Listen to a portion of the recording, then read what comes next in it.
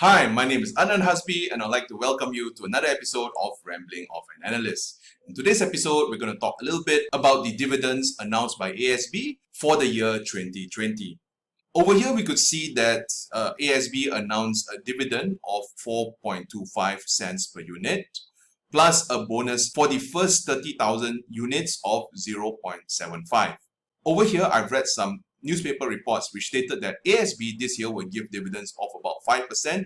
However, it's more complicated than that, which I will explain in the next slide. So in this slide, it illustrates that holders of 10,000 units will get a bonus of 500 ringgit.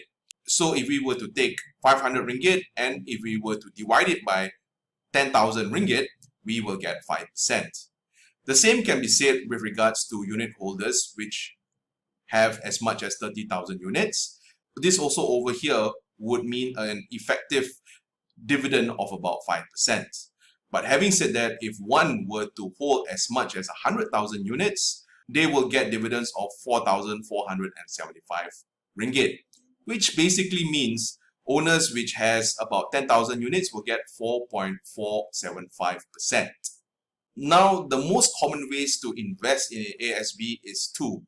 Number one, we can use our own money, and number two, we can use ASB financing. So we will go through the impact for both ASB and also ASB financing. Just to recap, if we use our own money to buy ASB units, this is where every month we will use our money to maybe pay PNB, the fund manager, so as to get the ASB units. Having said that, however, if we were to use ASB financing, this is where we borrow some money from the bank, and the bank would put the money that we loan from them into PNB, the fund manager. And every month, instead of paying PNB straight, we would pay the bank in a form of interest. So the difference over here is that if we were to use our own money, the money will flow from us to PNB. Having said that, with regards to ASB financing, the money will flow from us to the bank, and the payment will be in the form of interest. So to make this example relatively easy, let's assume that the amount that we borrow is as much as 100,000 ringgit, and the interest for that loan amount is about 396 ringgit. And so we're going to use 396 ringgit for both these examples. So over here, if we were to put as much as 396 ringgit on a monthly basis for the next 40 years, and if ASB were to pay as much as 4.475, the total returns from our investments will be 527,000 ringgit. So if we were to borrow 100,000 from the bank, and the effective interest rate from the bank is 3.65%, and if you're wondering how I got this, I looked at various websites on the internet, and I collected this data as of December 2020 from various banks. And the range is from 3.6 to 3.75. So over here, I use 3.65. And it basically shows that our monthly payment is about 396 ringgit.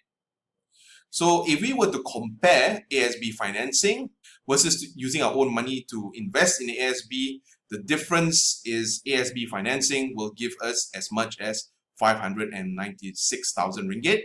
And if we were to minus these two amounts, we will get as much as 70,000. So over here, if we were to use ASB financing, we will get extra 70,000 from our investments. Okay, so to conclude this particular episode, I want to just say a couple of things. Number one, we have to remember that ASB underlying assets are stocks listed in the stock exchange. And as we know, stock prices will always go up and go down, go up and go down. It's always in cycles. The second thing is with regards to ASB financing. I think the main point that we have to always ensure is that the ASB returns must always be higher than the borrowing cost. Thirdly, with regards to the risk versus reward ratio, we could see that in terms of risk, we take very minimal risk when investing in ASB, whereby we buy and sell the units at 1 ringgit. Having said that, however, we always get dividends. Okay guys, I hope you enjoyed this particular episode and I hope to see you in the next episode.